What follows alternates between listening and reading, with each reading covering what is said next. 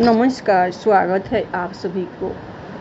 आज की कहानी है भिखारी की बेटी और लक्ष्मी जी। बनारस में घाट के पास ही एक भिखारी रहता था। रोज सुबह 4 बजे ही गंगा स्नान कर भिक्षाटन के लिए चल देता था। कुछ दिनों के बाद उसने देखा कि नदी में से एक लड़की निकलती है और कहती है, बाबा, मुझे भी अपने साथ अपने घर ले चलो। भिखारी यही सोचता है, अगर इस लड़की को मैं अपने घर ले जाऊंगा तो मेरे परिवार वाले क्या सोचेंगे। मेरी 5 बेटियां हैं, पहले से ही घर का गुजारा नहीं होता।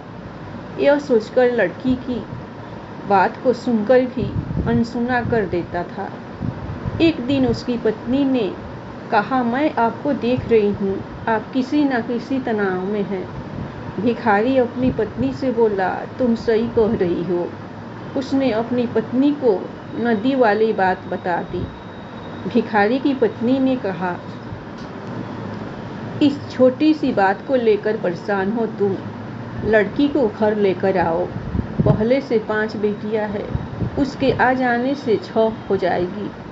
यही होगा न, इतने लोगों का गुजारा चल रहा है, उसका भी गुजारा इसी में चल जाएगा।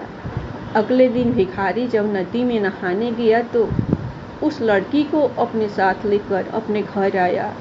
उस लड़की को घर लाने के बाद भिखारी जब भिक्षा मांगने के लिए गया तो उसने महसूस किया रोज से आज ज़्यादा भिक्षा मिली है। शाम को जब भिखारी की पत्नी खाना बनाने के लिए चावल धो रही थी तो वह लड़की बोली, लाओ माँ, चावल मैं धो देती हूँ। वह लड़की जब चावल धोने लगी तो चावल का बर्तन चावल से भर गया। माँ जब खाना बनाने जाने लगी तो लड़की बोली, माँ, आज खाना मैं बना देती हूँ। भिखारी की पत्नी बोली, ना बेटी, तुम्हें अभी खाना बनाना कहाँ आता होगा, तुम्हारे हाथ जल जाएंगे। लेकिन लड़की नहीं मानी, खाना बनाने लगी। रसोई में खाना बनाने गई तो नाना प्रकार के व्यंजन बना डाले। सभी परिवार ने आज भरपेट खाना खाया। इससे पहले वह आधा पेट ही खाकर सो जाया करते थे। रात में सब सोए हुए थे, तभी अचानक से किसी ने दरवाज़ा खटखटाया। भिखारी की पत्नी ने जब दरवाज़ा खोला तो उसका भाई आया था और उसने बोला, दीदी, मैं बहुत भूखा हूँ, मुझे कुछ खाने को दे दो। भिखारी की पत्नी ने सोचा, खाने को तो कुछ भी नहीं है, इसको क्या खाने को दूँ। लड़की अपनी माँ को परेशान देखकर बोली, माँ, तुम क्यों परेशान हो। भिखारी की पत्नी बोली, बेटी, तुम्हारा मामा आया है और वह खाने के लिए कुछ मांग रहा है, लेकिन हमारे यहाँ तो रसोई में कुछ खाने को बचा ही नहीं। लड़की बोली, माँ, मैं रसोई में जाती हूँ और मामा के लिए खाना बना देती हूँ। जैसे शाम को नाना प्रकार के व्यंजन बनाए थे, उसी तरह उस मामा के लिए भी व्यंजन बना डाले।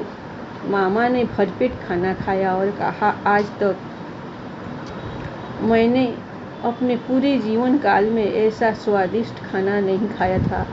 भिखारी की पत्नी ने कहा कि भाई, मेरी पावनी भांजी है, उसी ने खाना बनाया है।